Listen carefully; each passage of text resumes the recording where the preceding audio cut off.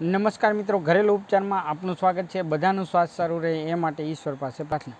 મિત્રો, ઉનાળાની અંદર જો તમે આ લૂ અને પડતકવાથી થાકી જાઓ છો અને તમને આરામ નથી મળતો, આરામ લેવા માટે એક જબરજસ્ત નુસ્ખો છે મિત્રો।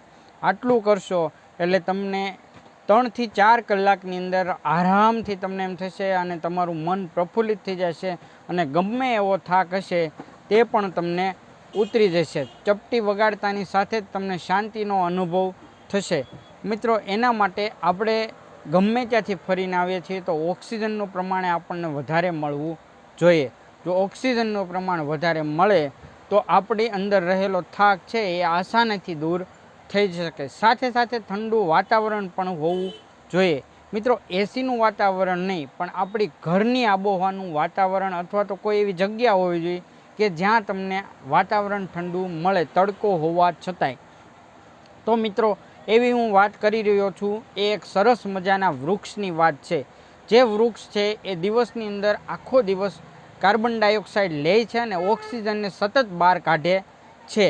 આની નીચે જો તમે બપોરના સમયે 2 થી 3 કલાક માટે ખાટલો ઢાળી અને આરામ કરી લેશો તો મિત્રો તમને ગમે એવો થાક હશે, ગમે એવી પડતપો લાગ્યો હશે, ગમે એવી લૂ લાગી હશે, એ આરામથી તમને શાંતિદાયક દૂર થઈ જશે અને ખૂબ જ આનંદ મળશે। તમારું દિવસ દરમિયાન જે પણ થાક લાગ્યો છે એ ચપટી વગાડવાની સાથે જ તમને આરામથી શાંતિ મળી જશે।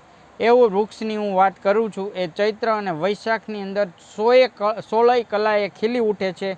એ છે આપણી આજુબાજુની અંદર રહેલો લીમડો। મિત્રો, આ લીમડાની હેઠે જો તમે ખાટલો ઢાળી અને દિવસ દરમિયાન 2 થી 3 કલાક જેવી નીંદર કરશો તો તમારા શરીરની અંદર પૂરેપૂરો તમને ઓક્સિજન મળી રહેશે અને તમારો કાર્બન ડાયોક્સાઇડ જે પણ હશે એ લીમડો પોતે સૂચી લેશે।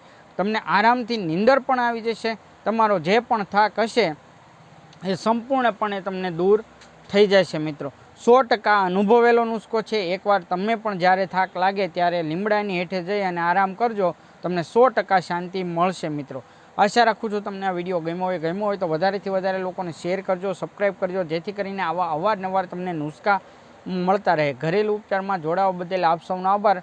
બધાનું સ્વાસ્થ્ય સારું રહે એ માટે પરમપિતા પરમાત્મા પાસે પ્રાર્થના। Thank you very much.